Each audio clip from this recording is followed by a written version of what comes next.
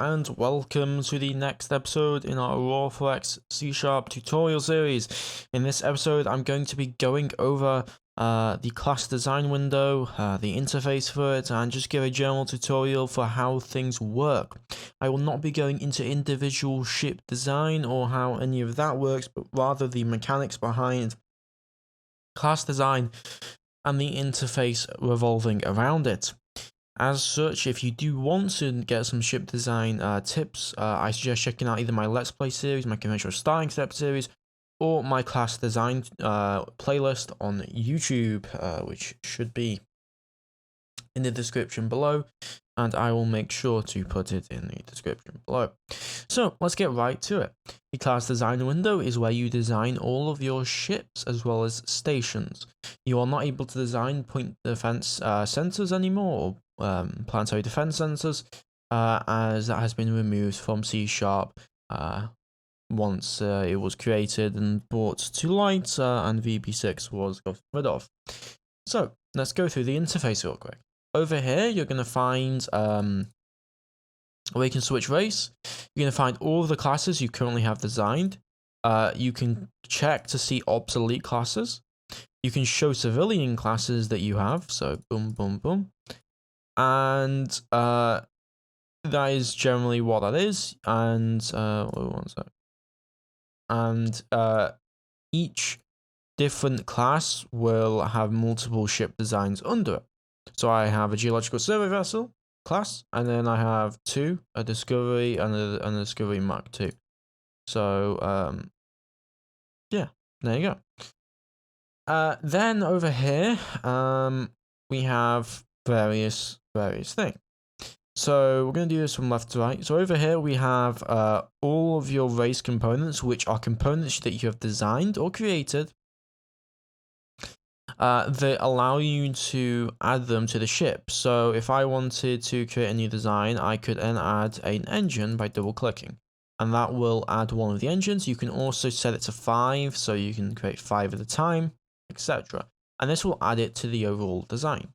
You can also look at obsolete designs and also prototype designs. I will not go into prototypes as I already went over prototypes in a past video, but I may remake that at some point. So another thing around overall class design is class components. So now once you have race components, which are very useful, you have class components, which show you all of the components currently on board the ship and what the ship will use if it was to be built. So there you go. Then I'm going to go through all these tabs. So this is class design window, obviously, ships in the class. Then you have components of the ship, ordnance and fighters that you put on the ship. So this one's pretty easy: sort, size, amount, what you got, components, the costs of them, etc. Ordnance and fighters, you can double click what ordnance you want if you have magazine space, and you can also add fighters, which are where these are where fighters and FACs are located, that you can add on to the ship. This does not mean that the ship will build with them. So it doesn't mean if you build this ship that has 2 of these FACs on it, they will build those 2 FACs with the ship. It just means that if you were to have the ship designed and you were to you were to land, you were to build these Cornwallises, for example, these FACs or FACs or fighter craft, whatever, you would be able to build them into the task group, and they would land and assign themselves automatically. So keep that in mind. Over here, show obsolete. So obsolete fighters, no missile size restriction, so no size restriction on the missiles you can add. Rename missile, obsolete missile, and obsolete fighter. Pretty self-explanatory. Miscellaneous. So over here you have various things. So the most important thing for this is going to be minimum fuel and minimum maintenance supply. So I can put 10,000 fuel. So this is in liters. So 1,000 liters, 10,000, 50,000, 100,000, and this is the minimum amount of fuel that a ship will have, and is used for tankers. So basically, how tankers work is that how tankers work is that if you have a tanker, they will automatically set that minimum fuel to 10% of their total fuel cap, and then that will or you can set it in here, and that will mean that when they refuel another ship, they're not just going to refuel it with every single last bit of fuel. They're going to keep some of that fuel. It also means if they transfer to a colony, they will keep that extra fuel so they can keep making those runs back and forth. So keep that in mind. This allows you to use alien tech in your designs. This is all your crew quarters and how many spare berths you have. So think of these as like where people can sleep and stay and stuff. Naming themes, so you can input a naming theme for the class specifically. Input a prefix like USS and then like 001 for the suffix. And then you can select random name from themes. So every time you build, it won't just give you Discovery 001. It will give you Discovery USS Discovery 001, for example. Then we have glossary, which is a bunch of terms relating to what the ships are and what you can be looking at. Now, let's go into actual ship and class design and stuff like that. So, at the top, you have the class. This has no effect on the ship. It's just purely what you designate the class as. So, heavy fire, heavy cruiser. People have completely different definitions of what they consider any of these classes to be. Like, some people consider a frigate to be a small ship. Some people consider a frigate to be a big ship. Keep that in mind. But they have no effect on the actual class design. Then you have armor rating, which is the amount of layers of armor. If you saw my last video, I went over that. I talked a little bit about that. So 4 armor. So if a enemy ship does 4 damage in a line, for example, it's gonna penetrate through 4 pieces of armor, and so on and so forth. Then we have deployment time. Deployment time is only required on military ships, and it allows, and anything green, by the way, you can change. It allows you to have ships away from home for a certain amount of time, and you need it for military ships as they have a morale check. So if I go over to this design here, I have 48 months. So after 48 months, the crew are not going to have a nice time, and they're going to want to come home and have shore leave, essentially. So you can plan out your missions to 24 months, 36 months, 48 months, 5 years, etc. The time it'll take to build the ship. The load time of a cargo ship, for example, this can be reduced with cargo shuttles. And the exact size of the ship in HS, which is HS equal 50 tons, for example. Keep in mind that tons in Aurora 4X is displacement, not weight. Weight and mass do not exist in Aurora 4X due to trans-Newtonian physics and various other reasons. So essentially, anytime you look at this is this displacement of tons. So let's go through the kind of design ideas. Okay, so you'll have the name of the ship, you'll have the size of it in tons, the amount of crew on board the ship, the build points or the cost of the ship. So this is the sum of all the minerals it will take to build the ship.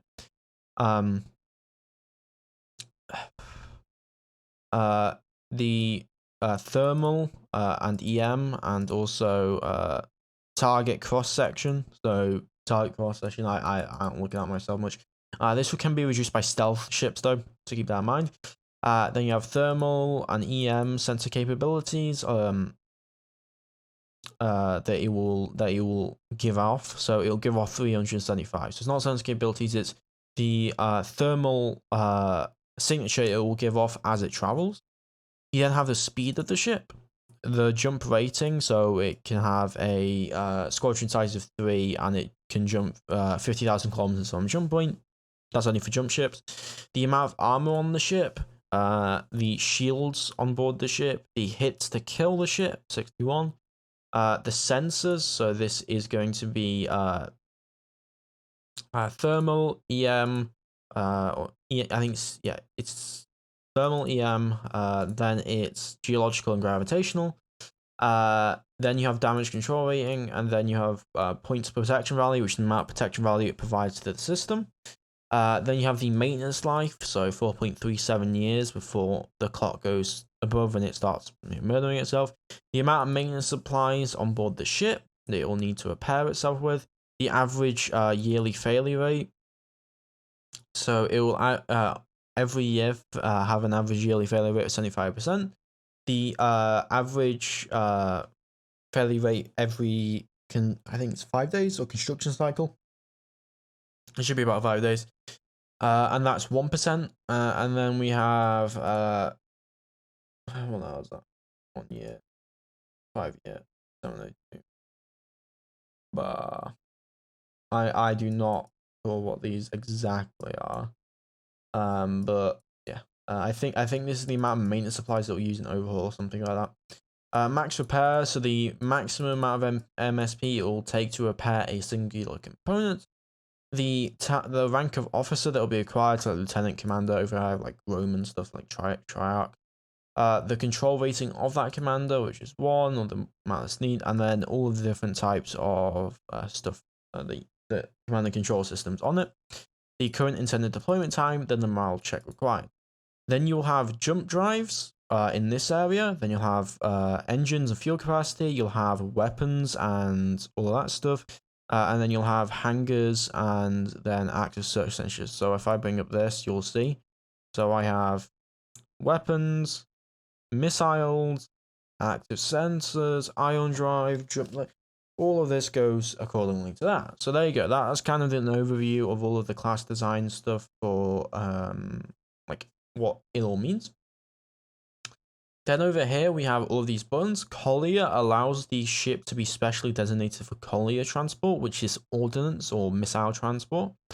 And it will allow your ship to basically transport ordnance to other ship, resupply other ships, resupply planets, etc. This is the same with a supply ship, and keep in mind that everything needs a cargo shuttle, pretty much. Supply ships, as well as colliers, need cargo shuttles to be able to transport their stuff. Same thing with cargo transports, so keep that in mind. That is a big rule that I should have mentioned pretty earlier, but there you go. But all colliers actually do not need it, my bad, and neither do tankers because they have their own systems. They will use ordnance or refueling systems accordingly. And I've gone over tankers in one of my other videos, but yeah, tankers will automatically set fuel appropriately to where it needs to be. So if I have this, it's gonna set the fuel to 10% of the current fuel automatically for you. Senior NCO will just increase the NCO or the rank of the person commanding a ship by 1. Conscript will mean that the crew doesn't take from your officer pool, which can be used, which you should do for your commercial ships. No armor will allow you to create a station. Stations cannot use weapons and they have no armor and are purely civilian and commercial use. And they have their own benefits. They must be tugged around, stuff like that. Then you can obsolete a class design, and that'll mean it won't clutter everything up as much, and you'll be able to not have any issues with that. And then you have the different range bands and target speeds, and you can see the bands and whatever. Yeah. There's a lot of information that I just went over and probably went over. I need to go over some more, which I do need to. And that is over here we have basically the box of the component you have selected, and all of that stuff. And then over here you have all the ships currently in active service that are of this class. You can then create a new ship class, which will create a new ship class. You can rename a component. You can obsolete components. You can rename the class. You can select a name for the class, or for the ship design, or what the ship will be called. You can design a tech. So this will take you to this window. You can unlock the design using Space Master, which will allow you to tinker it once it's been tooled. When it hasn't been tooled, it'll be unlocked normally. Copy class will allow you to copy the class again, so you can make variants on it. View tech, you'll be able to view all your technology, refresh your technology, update the armor, create a new hull, which will allow you to create basically a new designation if it's not already there. Wide view, it will allow you to do this, so you can see both very easily. And then we have the delete class over here, which will delete the class specifically. Alright, that's a lot of information, and I kind of slurred over in a bit of ways, but I hope you have enjoyed the video. I'll see you next time. Let me know what you think. Please remember to like, comment, and subscribe. The various links will be in the description. I'll see you tomorrow. Goodbye.